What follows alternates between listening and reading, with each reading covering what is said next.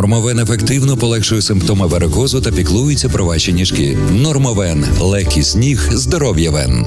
Хотіли воювати із НАТО, але поки що гублять ракети просто на власній території. Після чергового масованого обстрілу у повітряних силах ЗСУ наголосили, російська аналоговнєтна зброя стає дедалі гіршою і летить бозна куди. Понад половину із майже 4 десятків запущених ракет вдалося збити з курсу засобами РЕП. І, як свідчить відео із соцмереж, тепер у допитливих московитів десь у Краснодарському краї є нова розвага – вивчати залізяча, яке передумало летіти до України.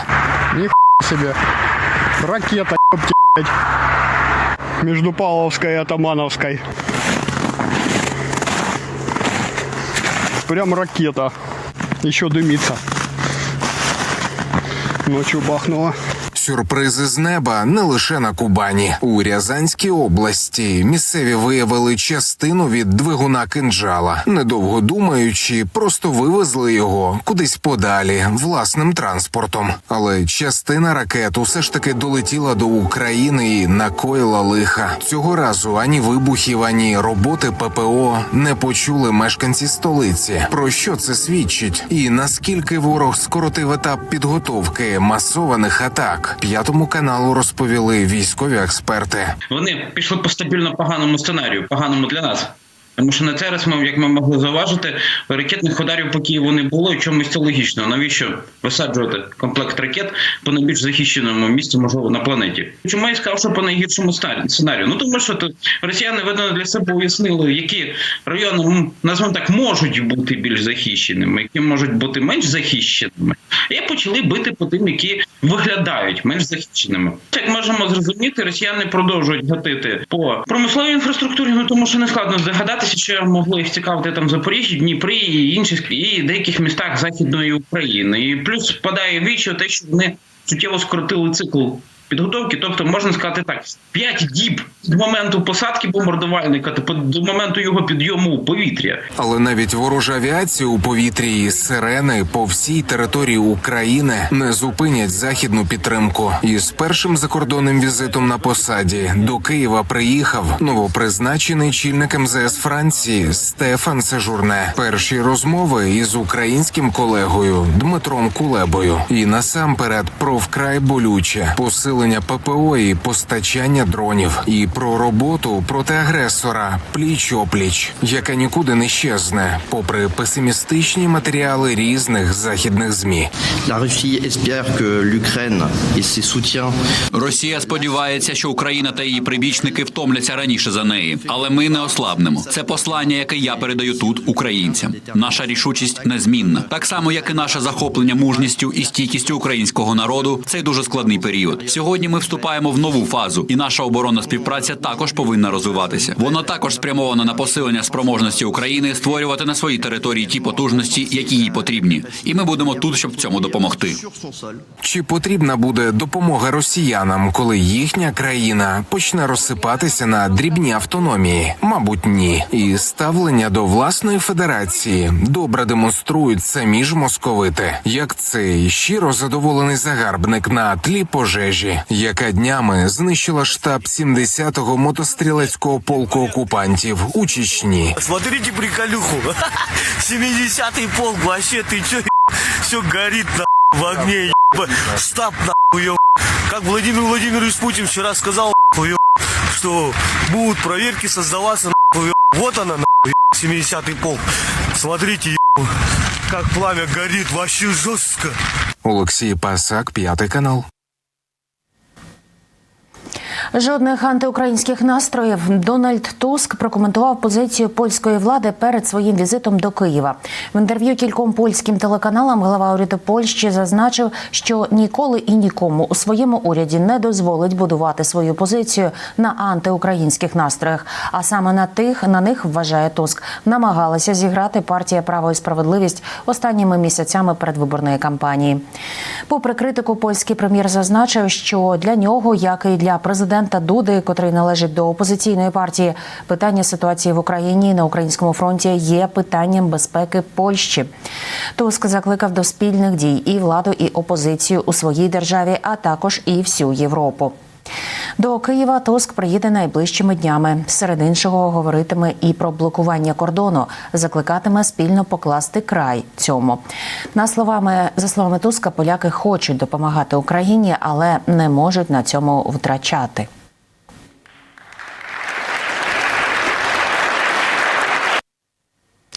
Понад 21 мільйон доларів для відбудови Миколаєва надасть Україні Данія. Майже рік тому, від весни 2023 року, Данія взяла патронат над Миколаївщиною і вже вкотре надає допомогу у відбудові, адже цей регіон і далі потерпає від російської навали.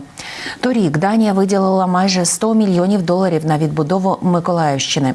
Новий цьогорічний пакет затвердили на засіданні спеціального наглядового комітету під спільним головуванням представників уряду Данії та України. Міністерство розвитку громад, територій та інфраструктури України оприлюднило деталі. Кошти підуть на розмінування сільськогосподарських угідь і забезпечення тепловою та електроенергією, а також на реконструкцію гуртожитку Миколаївського державного аграрного університету з протипожежної безпеки. Пожежа, як у кіно. Поблизу Санкт-Петербурга у Росії масштабне займання. Вогонь охопив 70 тисяч квадратів.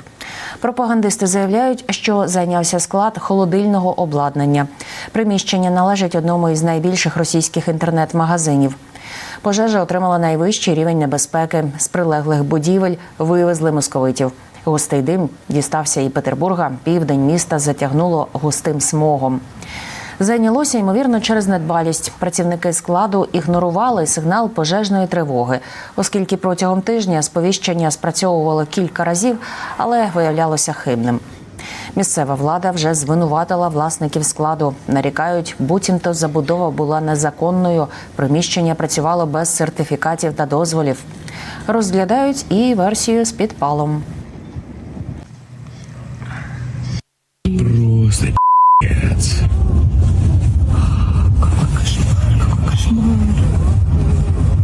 Очень быстро. Реально, да что, за 20 минут все случилось? Все на выход! На выход! Выходим, все, блядь, крыша падает, выходим!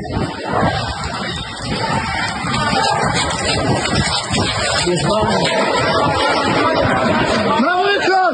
Все к воротам! Ходим до ворот, все!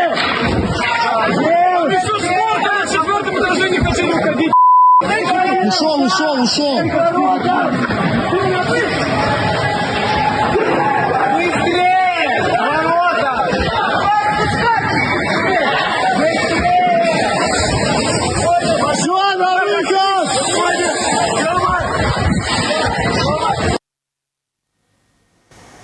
Нічого святого. Росію запідозрили у крадіжці мощей святого Миколая Чудотворця. Зацікавилася ймовірним злочином Італія. Частинка мощей зберігалася у місті Новара в одній із католицьких єпархій. Але кілька днів тому вони опинилися у Москві у храмі Знамення Божої Матері. Їх подарував російському храму власник московського нічного клубу «Мутабор». Нещодавно клуб опинився у центрі скандалу після голої вечірки, куди прийшли відомі російські знаменитості, буквально у чому мати народила. Це викликало скандал у прихильників РПЦ. Зірок стали цькувати, а клуб закрили.